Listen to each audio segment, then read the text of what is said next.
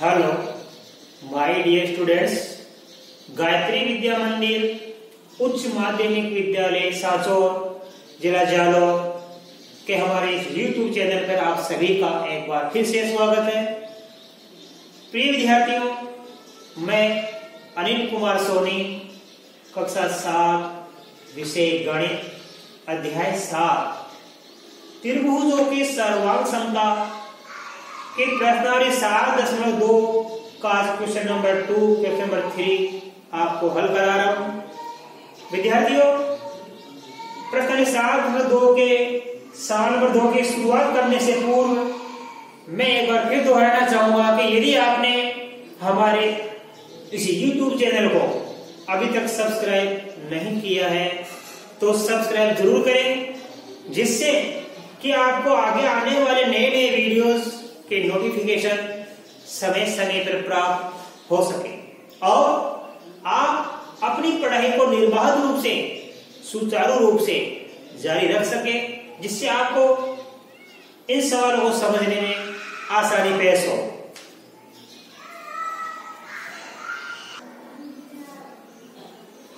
देखिए बच्चों, question number 2 हमारे पास क्या है। सवाल नंबर 2 में क्या है? आप त्रिभुज ART सर्वांग सम त्रिभुज PEN दर्शाना चाहते हैं। मतलब त्रिभुज ART त्रिभुज PEN को हमें क्या दर्शाना है? सर्वांग सम दर्शाना है। यह त्रिभुज ART त्रिभुज PEN, इन दोनों ही त्रिभुजों को अपन को क्या दर्शाना है? सर्वांग सम दर्शाना है। अब इसके लिए देखो, एस का नियम आपको लिखा रखा है, भुजा भुजा भुजा प्रतिबंध। इस नियम के अनुसार बच्चों क्या होता है, मैंने आपको लिखाई था, त्रिभुजों की सर्वांग समता का एस नियम क्या होता है। इसके अनुसार क्या होता है, एक त्रिभुज की 3 भुजाएं दूसरे त्रिभुज की तीनों भुजाओं के संगत बराबर हो तो दोनों त्रिभुज सर्वांग सम होते हैं। ठीक है बच्चों, एस यानी साइड मीन्स भुजा। ये त्रिभुज की 3 साइड होती है, 1 2 3 1 2 3। इन साइड्स को हिंदी में क्या बोलते हैं? भुजा। अर्थात एक भुजा, 2 भुजा, 3 भुजा। तो एक त्रिभुज की तीनों भुजाएं दूसरे त्रिभुज की तीनों भुजाओं के संगत बराबर हो, संगत मतलब क्रम से बराबर हो तो दोनों त्रिभुज सर्वांग सम होते हैं। ये दो त्रिभुजों की सर्वांग समता का एस प्रतिबंध है। तो देखो इसका अनुसार क्या होगा, एस प्रतिबंध के प्रयोग से आपको दर्शाने की आवश्यकता है, यानी दोनों त्रिभुजों को हमको सर्वांग सम दिखाना है। कौन से नियम के अनुसार? एस प्रतिबंध के अनुसार। तो कैसे दर्शाएंगे? AR, इस त्रिभुज की भुजा AR इस त्रिभुज की कौन सी भुजा के बराबर होगी? यह AR इस भुजा PE के बराबर होगी, तो हमको AR के बराबर क्या दिखाना होगा? PE। क्या दिखाना होगा? PE। इस AR के बराबर हमको PE दिखाना होगा। इसी प्रकार RT, देखो ये RT भुजा है इस त्रिभुज की, तो इस RT के संगत भुजा कौन सी होगी? EN। तो यहां हमको EN भुजा दिखानी होगी बच्चों, राइट। इसी प्रकार AT, त्रिभुज ART की ये AT भुजा PEN की किस भुजा के बराबर होगी? यह AT भुजा PN के बराबर होगी। तो हमको क्या दर्शाना होगा? AR के बराबर PE दिखाना होगा, RT के बराबर EN दिखाना होगा, AT के बराबर PN। मतलब AR के बराबर PE लिख रहा है हमको, RT के बराबर EN और AT के बराबर हमको PN दिखाना होगा। अथवा आप इसके हिसाब से भी कर सकते हैं, क्योंकि हमें त्रिभुज ART और त्रिभुज PEN को सर्वांग सम दर्शाना है। कौन से प्रतिबंध के अनुसार? एस यानी तीनों भुजाओं के संगत बराबर होने के नियम के अनुसार। देखो यहाँ क्या लिखा? AR। तो देखो ये रही AR, ये क्रम से होती है। ये AR किसके बराबर होगी? PE के। यह AR PE के बराबर होगी, ये लिख दीजिए आप PE। फिर बात देखो RT, यह RT भुजा किसके बराबर होगी, EN के, यहां पर दीजिए। इसके बाद में 80, देखो ये 80 किसके बराबर होगी, PN के। तो यदि AR बराबर P, RT बराबर EN, AT बराबर PN होगा, इसलिए दोनों त्रिभुज क्या होंगे, सर्वांग सम होंगे। तो हमको ये दर्शाना है AR के बराबर P, RT के बराबर EN और AT के बराबर PN दिखाना है। तब हमारा एस प्रतिबंध लागू हो जाएगा। अब देखो बच्चों सेकंड नंबर बी, यदि कोण T बराबर कोण N, देखो बच्चों यह कोण T किसके बराबर है, N के दिया है, और एस प्रतिबंध हो, यानी S का मतलब साइड, A का मतलब एंगल, S का साइड, तो एस भुजा, कोण भुजा प्रतिबंध हो, तो आपको आवश्यकता होगी RT के बराबर हम क्या दर्शाएंगे, PN के बराबर हम क्या दर्शाएंगे। तो देखो बच्चों नियम क्या है, कौन सा नियम है ये, एस प्रतिबंध।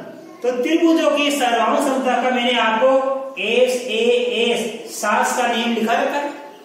इस नियम के अनुसार क्या होता है, एक त्रिभुज की दो भुजा और इन दोनों भुजाओं के अंतर्गत कोण, दो भुजा और इसके अंतर्गत कोण, दूसरे त्रिभुज की दो भुजा और इसके अंतर्गत कोण के संगत बराबर हो, तो दोनों त्रिभुज सर्वांग सम होते हैं।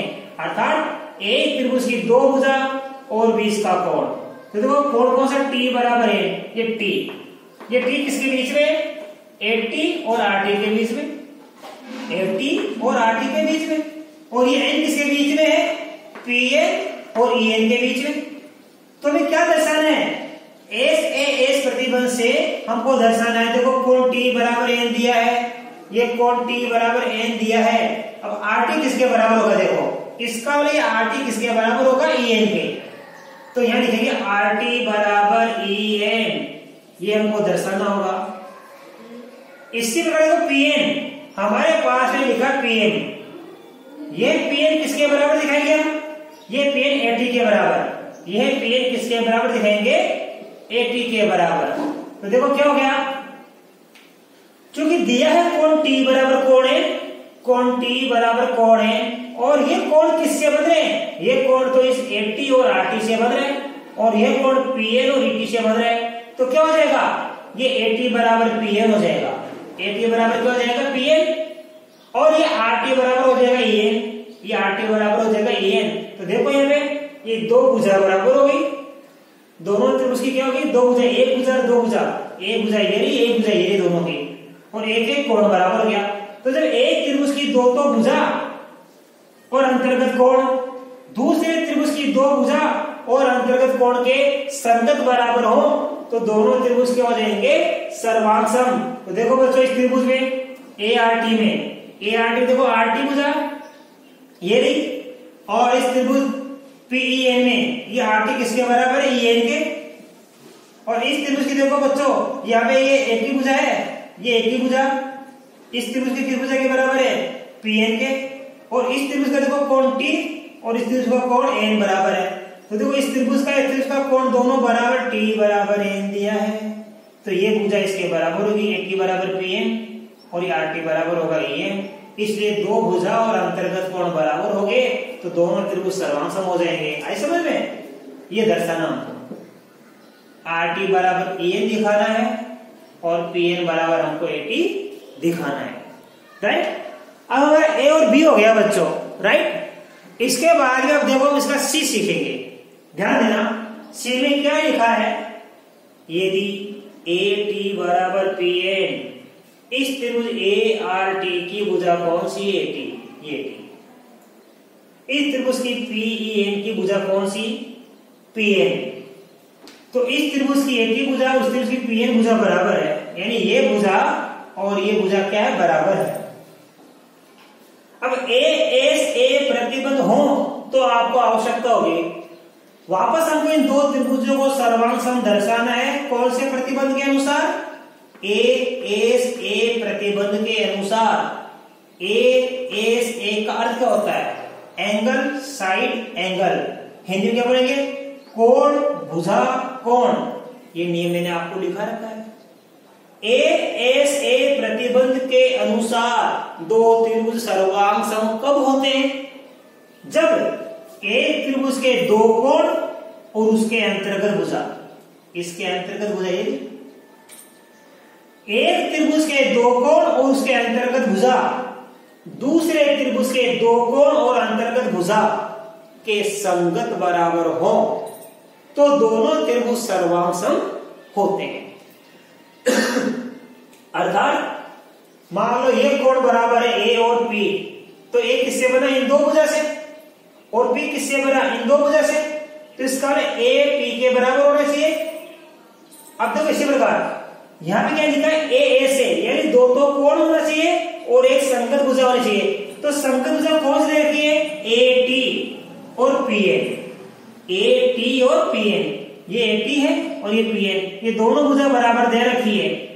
अब ये जो भुजा बनी है AT कौन से दो कोणों से बनी है? ये किन दो कोणों से बनी है और ये किन दो कोणों से बनी है, ये हमको पता करना है। तो देखो कौन से दो भुजा, कौन से दो कोण होंगे? ध्यान देना, AT, ये रहा AT, तो यहां भी इस कोण का नाम लिखो। पहले लिखा है AT, इसका कोण A, ये A का नाम क्या होगा? RAT। तो हम लिखेंगे यहां पे, देखो बच्चों, कोण RAT, ऐसा समझ में। अब इसका कोण P है, ये तो किसके बराबर होगा? P के, ये रहा P। तो इस त्रिभुज का एक कोण P के बराबर होगा, इस त्रिभुज का एक कोण P के बराबर होगा और इस त्रिभुज का ये T कोण N के बराबर होगा। तो A, इस A का पूरा नाम क्या होगा? RAT, ये रहा। और ये किसके बराबर? P के, तो लिखेंगे EPN, कोण EPN होगा, राइट। इसी प्रकार देखो बच्चों, इसका कोण T, ये रहा T, इस T का पूरा नाम क्या होगा? ATR,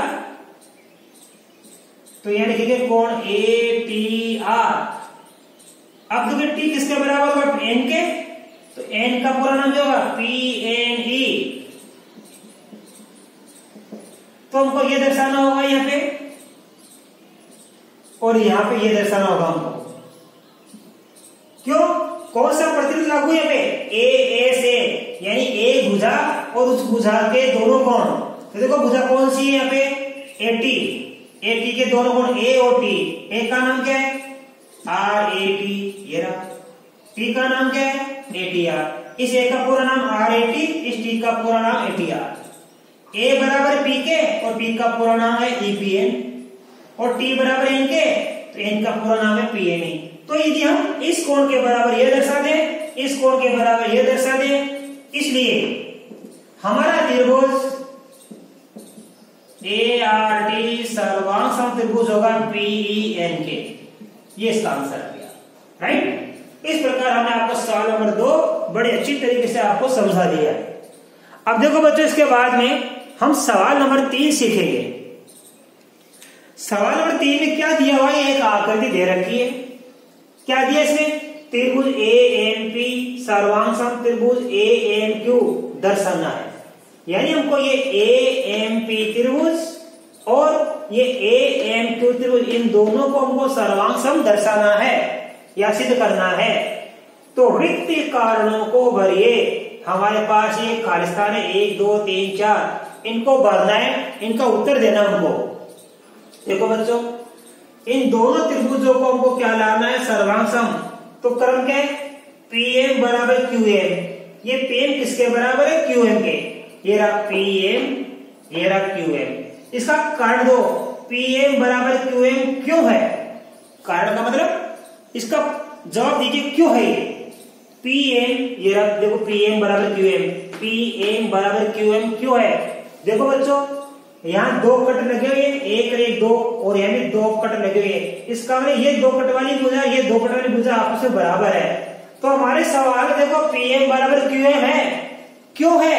क्योंकि ये हमारे सवाल में दिया है, PM बराबर QM दिया है। इसका जवाब आएगा PM बराबर QM। क्यों है? इसका कारण यह है क्योंकि ये हमारे सवाल में दिया हुआ है।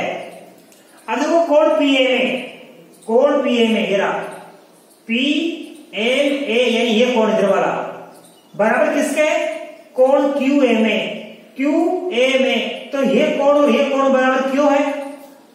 ये भी हमारे सवाल है। देखो कोण पी ए में बराबर कोण क्यू ए में, पी एम ए ये कोण, क्यू ए में ये कोण क्यों है बराबर?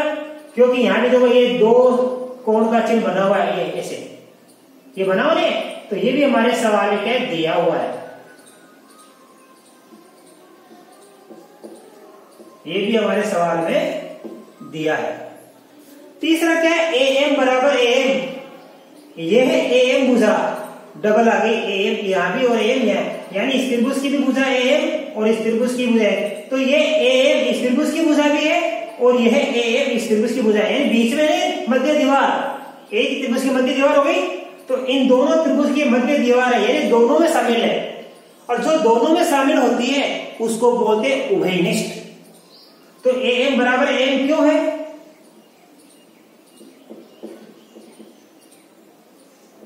उभयनिष्ठ भुजा है। उभयनिष्ठ का मतलब क्या होता है? तो दोनों में शामिल है, यानी ए एम इस त्रिभुज की भुजा भी है और ए एम इस त्रिभुज की भुजा भी है। एक ही त्रिभुज की दो भाग कर देंगे तो इसका भी हिस्सा होगा, उसका भी हिस्सा होगा। जिससे कई बार एक परिवार के दो भाग कर देते, बंटवारा हो जाता है दो भाइयों में, बीच में दीवार खींच देते तो दोनों की कॉमन होती है। तो यहाँ ये ए एम बराबर ए एम क्यों है? क्योंकि ये इन दोनों त्रिभुज की उभयनिष्ठ भुजा है। अब देखो यहां सिद्ध हो गया त्रिभुज ए एम पी सर्वांग सम त्रिभुज ए एम क्यू क्यों हो गया? अब ये दोनों त्रिभुज सर्वांग सम क्यों हो गए? क्योंकि ये भुजा बराबर दोनों की, इन दोनों की एक एक तो भुजा बराबर है, एक एक कोण बराबर है और फिर एक एक भुजा है। तो देखो ये क्या भुजा, ये क्या कोण, ये क्या भुजा, तो नियम कौन सा लागू हो गया? ये तो दोनों की भुजा बराबर हो गई, दो एक भुजा इसकी एक भुजा इसकी, और ये कोण बराबर हो गया। एस ए एस प्रतिबंध। तो बताओ दोनों त्रिभुज सर्वांग सम क्यों हो गए? एस ए एस प्रतिबंध से। ये हमने पढ़ दिया, इसका आंसर आ गया है। तो पी एम बराबर क्यू एम क्यों है? दिया है हमारे सवाल में। कोण पी एम ए बराबर क्यू एम ए क्यों है? क्योंकि ये दोनों बराबर दिया है। ए एम बराबर एम क्यों है? ये उभयनिष्ठ भुजा है, इसलिए दोनों त्रिभुज क्या हो गए? सर्वांग सम हो गए। कौन सा नियम लागू हो गया? भुजा का कोण भुजा, तो भुजा कोण भुजा, यानी एस ए एस नियम लागू हो गया। तो मैं आशा कर सकता हूं आज बताया गया आपको बच्चों ये दोनों ही सवाल बड़े अच्छी तरीके से आपके समझ में आए होंगे। आप इन दोनों सवालों को अपनी अपनी नोटबुक में उतारना और इन दोनों सवालों को आप अच्छी तरह से लर्न करना। इसके बाद आगे के सवाल बच्चों मैं कल आपको नए वीडियो में सिखाऊंगा। तब तक के लिए आप सभी को धन्यवाद।